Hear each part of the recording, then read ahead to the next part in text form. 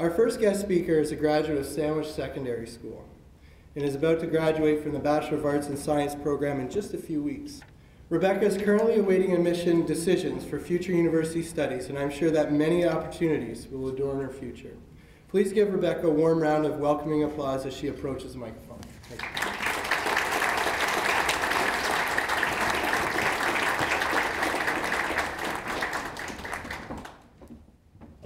Good morning, everyone. I'd like to congratulate the students for attending. You have been recognized as a group of top students who will be entering the University of Windsor this fall. I'd like to thank the parents for attending and supporting your sons and daughters. I'd also like to thank Dr. Wildeman and the other faculty and staff for giving me this opportunity. This morning, I'd like to tell you a little bit about why I chose the University of Windsor, what my experience has been, and a few tips I've learned along the way. For all the high school seniors, as I am in my final semester, I can honestly tell you, the next few years of your life will fly by, so make the most of it. When I was in grade 12, I applied to 3 schools and got into all of them. I'd wanted to go away for school to get that real university experience. On top of all of that, my mom was employed at the university. What 17-year-old girl on the verge of independence wants to go to school every day with her mom? Not me. So what convinced me to stay home and accept the University of Windsor's invitation? Interestingly enough, it was the President's Breakfast. I attended the breakfast considering biology, but I wasn't really sure if the program was best suited to my goals and aspirations. I wanted to keep science as a foundation, but also integrate my interest in social sciences. At the breakfast, I learned about the Arts and Science program, exclusive to the University of Windsor. Had I not attended the President's Breakfast, I may have never learned about the program that has come to define the past 4 years for me. Now, I can't promise that today will be a life-changing day for you, but it might. So take the opportunity to talk to faculty and students that are here today. Learn about how this school can enhance the strengths that you already have. In my case, going to the university, even with my mom being here, hasn't been half bad. In fact, I couldn't have imagined it any other way. Just because the University of Windsor is known to be a smaller school does not take away from its high reputation. In my first year, my psychology prof, Dr. Kramer, was named as one of the best lecturers in Ontario and featured in a TVO special. My genetics and evolution professor, Dr. Heath, is a leading researcher in his field. There are many other professors at the school with similar credentials. Aside from academics, the opportunities for extracurricular activities are numerous. There's something for everyone. I have also been involved with several different groups, but most significantly, this past year, I held the role as the president of Golden Key, an international honor society with chapters all around the world.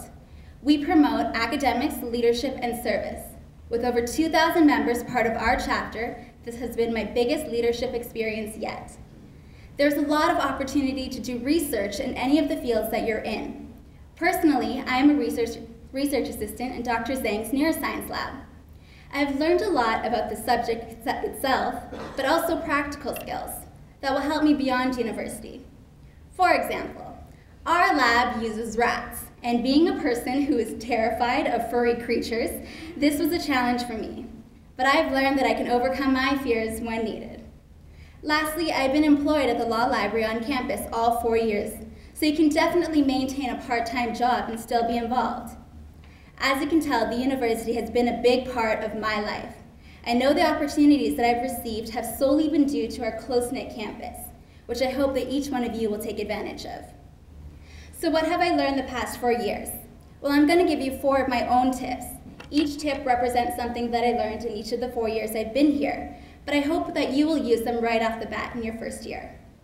In my first year of university, I learned that I needed to make choices for myself, not because my family or friends told me to. So tip number 1, take initiative. If you're having trouble in a class, make an appointment with the prof. If you know you need to take a certain course, take it. Don't make decisions based on your friends. Yes, it may be uncomfortable at first, and no, I'm not suggesting to cut off all ties with your friends. But what I'm saying is to do what's best for you. Seek advice, but from those who know what they're talking about, not from the others who are in the same boat as you. All of you have talent, and that's why you're here today. So don't just blend in among a crowd of faces. Make a name for yourself. My second year of university was the most difficult, and I learned the importance of prioritizing my commitments.